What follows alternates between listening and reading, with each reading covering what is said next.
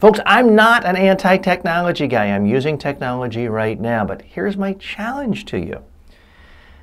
Every single week, sometimes every day in a week, someone emails me some new app that's supposed to make presentations much more lively and interesting and engaging, better video for your presentations, something to rival PowerPoint, a new video app you can use, a new projector. There's always more and more technology available to help people with presentations.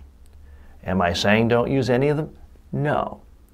But what I am begging you to do is, before you spend a second on the technology part of your presentation, first figure out what is it you're trying to get your audience to do.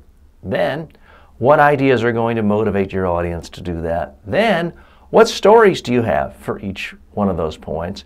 Then, practice your presentation on video until you like what you see.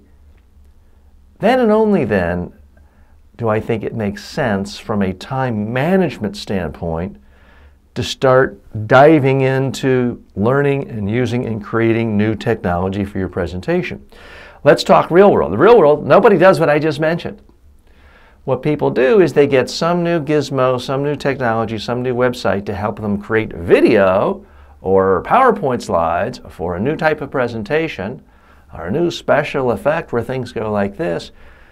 Before you know it, they spent 1, 2, 5, 12 hours typing and clicking and cutting and pasting to create a presentation in some technology format. Meanwhile, they haven't practiced once.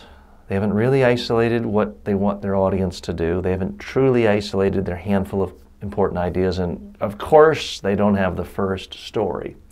So my message, use technology, stay abreast to new technology trends, but don't let the technology crowd out what's most important.